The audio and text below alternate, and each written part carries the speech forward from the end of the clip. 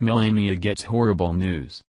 I have been involved in politics for over 20 years, and I have never seen so much hatred towards the first family as I have seen that has been directed towards President Trump and his family. Specifically in fake news media, because this right here is nonsense. There is so much in the world that is of importance, but as you can see here, the story of Melania Trump possibly not joining the president seems to be the major headline. Not only that, this does show the discrimination a Republican, common-sense conservative president gets treated by the media. Via the Inquisitor. Where's Melania? Where's Barron? One of the common questions asked of Google about First Lady Melania Trump will likely resurface on Saturday, August 5. The above photo shows President Donald Trump getting off of Air Force One with his grandchildren. Trump held the hand of Arabella Kushner, while Joseph Kushner followed behind. President Trump and his family had just arrived at Morristown Municipal Airport to start the much-talked-about 17-day summer vacation that was prompted by needed vac repairs in the White House.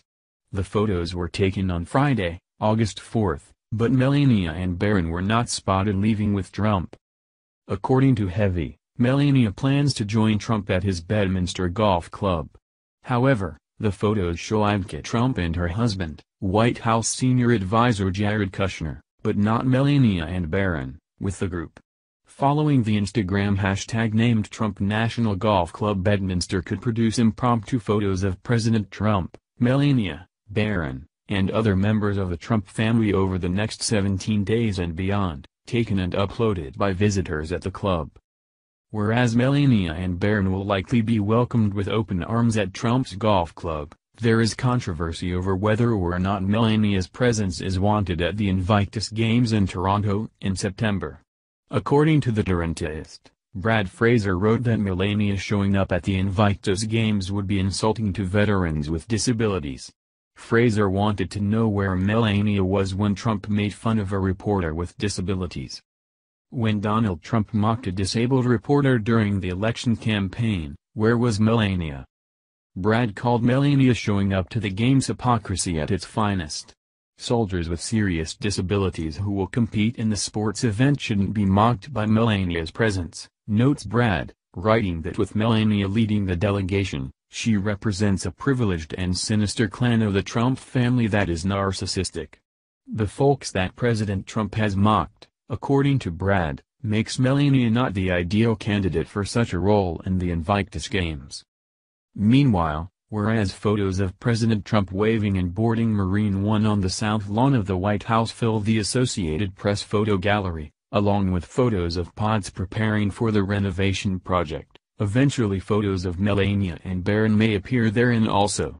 Just like the Getty Images gallery of photos, which shows Trump waving and Kushner carrying a bag along with the new chief of staff, no photos of Melania and Barron have appeared in recent days. The first thing I will talk about is the nonsense of the fact that Melania's presence is an insult to disabled veterans. This is the biggest load of crap that I ever read.